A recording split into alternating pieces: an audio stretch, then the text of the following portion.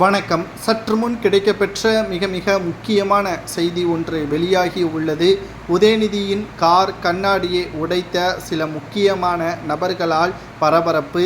சென்னையில் தலைமை அலுவலகத்தில் சென்று அவரது வீட்டிற்கு செல்லும் வழியில் கார் கண்ணாடி உடைக்கப்பட்டதில் பரபரப்பு.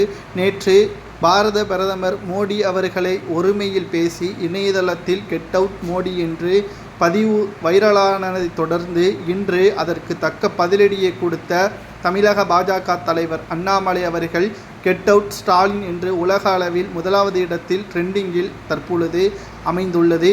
மேலும் உதயநிதி ஸ்டாலின் அவர்கள் தமிழக பாஜக தலைவர் அண்ணாமலை அவர்களை ஒருமையில் பேசியிருப்பதன் காரணமாக தற்பொழுது சில நபர்கள் உதயநிதியின் கார் கண்ணாடியில் கல்லை வீசி எறிந்த சம்பவம் தற்பொழுது பேசும் பொருளாக மாறியுள்ளது. இதனால் அவர்கள் கைது செய்யப்பட்டு விசாரணை நடத்தப்பட்டு வரக்கூடிய நிலையில் உதயநிதியின் பேச்சு வரைமுறை இல்லாமல் போய்விட்டது. அமைச்சராக இருக்கக்கூடியவர் அனைவருக்கும் சமமாக பேச வேண்டும், குறிப்பிட்ட சமூகத்தினருக்கு ஆதரவாகவும் குறிப்பிட்ட சமூகத்தினருக்கு எதிராகவும் பேசுவது சரியல்ல, அவர் அமைச்சர் பதவியிற்கும் துணை முதல்வர் பதவியிற்கும் தகுதி அற்றவர் என்று கைதானவர்கள் வாக்குமூலத்தை கொடுத்துள்ளனர்.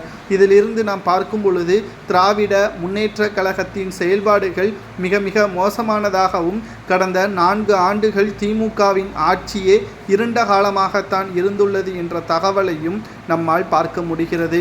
மேலும் திமுகவில் இருக்கக்கூடிய பல்வேறு அமைச்சர்கள் மீது வழக்கு பதிவுகள் செய்யப்பட்டு அமலாக்கத்துறை அதிகாரிகள் விசாரணையும் நடத்தி வரக்கூடிய நிலையில் உதயநிதி ஸ்டாலின் அவர்கள் மீது தற்பொழுது கல்வீச்சு கண்ணாடி உடைக்கப்பட்ட சம்பவம் மீண்டும் அதிர்வலையை ஏற்படுத்தியுள்ளது. தமிழக பாஜகவை சீண்டி பார்க்கும் என்று நினைத்து கொண்டு அவர்களது தலையில் அவர்களை மண்ணை அள்ளி போட்டு கொண்டிருக்கிறார்கள். மும்மொழி கல்வியே பயில நாங்கள் ஒருபோதும் அனுமதிக்க மாட்டோம், ஆனால் நாங்கள் நடத்துகின்ற பள்ளிகளிலும் கல்லூரிகளிலும் மும்மொழி கல்வியே பயின்று கொடுப்போம் என்று பேசுவது சரியா? இதைத்தான் அண்ணாமலை அவர்கள் கூறியுள்ளார். விருப்பம் இருப்பவர்கள் மும்மொழி கல்வியில் எந்த ஒரு மொழியினாலும் தேர்வு செய்து படிப்பதில் என்ன ஒரு சிக்கல்? மாணவர்கள் அதிக மொழியை கற்பிப்பது என்ன ஒரு தவறாக மாறப்போகிறது என்ற கேள்வியே தான் இப்பொழுது அண்ணாமலை அவர்கள் கூறி வருகிறார். மேலும் இதற்கு பதிலடி கொடுக்கும் விதமாக உதயநிதி ஸ்டாலின் அவர்கள் என்னதான் பேசப்போகிறார் என்பதை பார்க்கலாம்.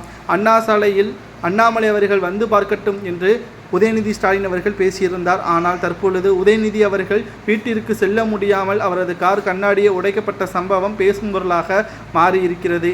இதை பற்றி உங்களது கருத்துக்களை கமெண்ட் வாயிலாக கூறுங்கள். உதயநிதி வாயை அடக்கி பேச வேண்டும், இல்லை என்று அவரது பதவியை பறிக்கலாமா என்பதை கமெண்ட் வாயிலாக கூறுங்கள்.